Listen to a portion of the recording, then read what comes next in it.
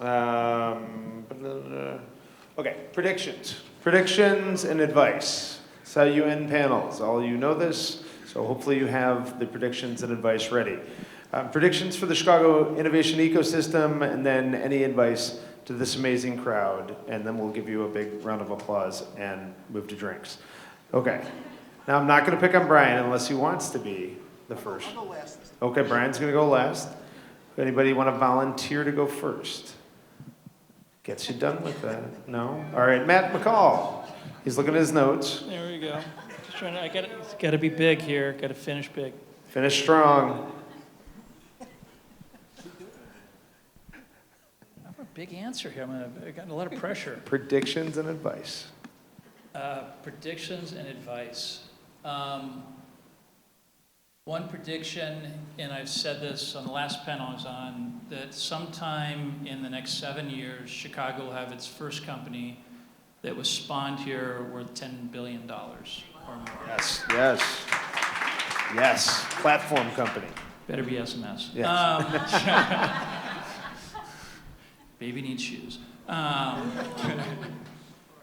So, look, you know, Kevin and I mean, John, I mean, a lot of the people, we've seen Chicago developing for the last 20, 25 years. 1995, when I got into this business, you could put all of us around a poker table, right? We've come so far. We're going to have a downdraft. We're going to have to take care of each other during that. But when we do, that's where the great companies come from. And what you're going to see is you're going to see Chicago continue to just sawtooth higher and higher and higher across all of the categories at the end of the day. Because the customers are here, the technologies are here, the existing companies are here. So I guess my assumption is we are going to have a $10 billion company here, which will become a tentpole company. Yep. And then we're going to have a whole host of $4, $5, $6 billion companies behind that. And you won't recognize Chicago. Awesome. All right, well said. All right, John, we're going to go down the line. Well, I would build on that. I would say that that perhaps that $10 billion company may incorporate the convergence of computing and analytics and medical sciences. So my prediction is that $10 billion company will be the company that is taking forward a new cure for cancer. I believe that Chicago is in a position to make huge inroads against cancer. It already has. Some of the things that are happening in melanoma research, I mean, 4 years ago, melanoma was a death sentence. Today, many of those people are receiving medications based on research that's coming out of some of these local institutions that are providing complete cures. So I think that, I agree with Matt, I think that Chicago is going to be a different place in the next 10 years. And I think that it will be a lot more reflective of the current sets of industry verticals that we have. So, and I think the power behind all of that is going to be this concentration of computing power. We've got two of the fastest supercomputers in the world here, between here and the University of Illinois and Argonne, and some of the best data scientists in the world. And I think that being applied to manufacturing, to healthcare, to energy, to fintech, to edtech, is going to be what sets the Chicago ecosystem apart, that gets us to that $10 billion company and then the spate of companies behind it. Well said. What's your advice? My advice is, if you look at where the ecosystem sits today, it's never been a better time. It is really, I mean, we're going through, there'll be cycles, but we are in a bull market. So let's not sit, let's move, let's act. Fortunately, there are places like this. There are several different, innovation nodes across the city that are very vibrant. So now you can go to a place and talk to someone and get mentoring advice. You're not sitting in, a Starbucks and trying to figure out what do I do next. So the word acceleration is really true and prevalent here in Chicago. So I can know where the capitalists are. I can know where the talent is. I can build a company. My advice is, don't go and take notes.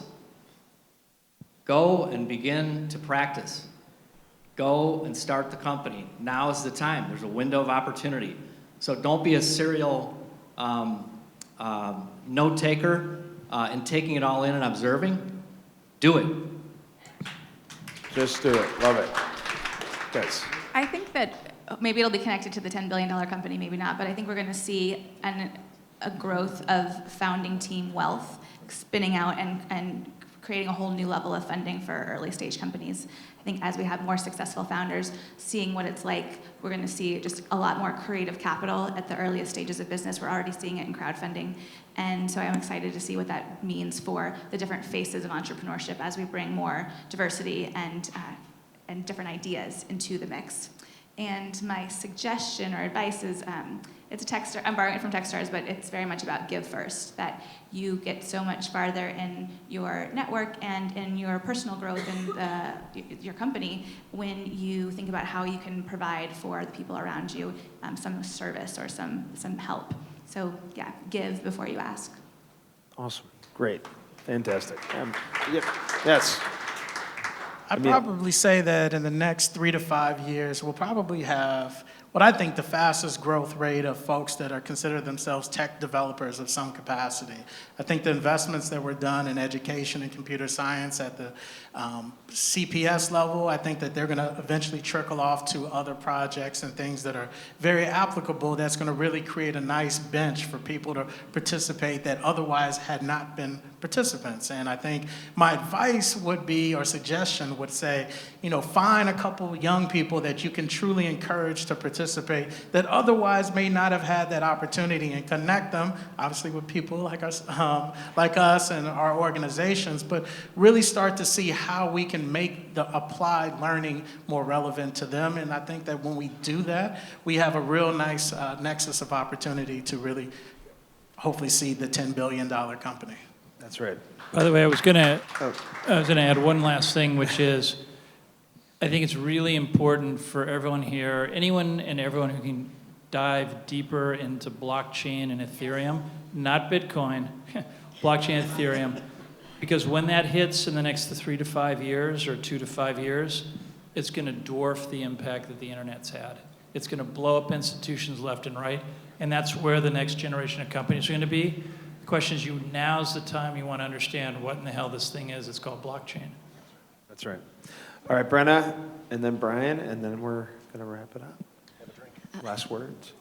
So the area I think that's going to get really interesting in Chicago, which is probably less a company but because of Chicago's special brand of community activism and the amount of air quality and environmental data that we will have here, I think you're going to see a lot of movement and innovation driving companies and products in that space that will be unique to Chicago. And I think my piece of advice would be to think really hard about strategic partnerships, because as problems become harder and harder, having one entity solve them, I think is going to become almost unheard of.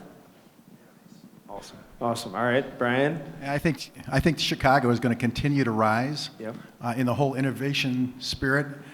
5 years ago, we met with the mayor the first time, and he talked about his vision in terms of where he wanted to go and what he wanted to see for the city. And you can just see in this room the passion, the people that are involved in innovation. My vision, I think, is I'm going to look to the Chicago Innovation Awards organization to actually lead this thing and take it to a whole nother level. And we are going to be in Chicago, going to be the organization and the location that people are going to want to be. That's right right. here. Round of applause. Absolutely.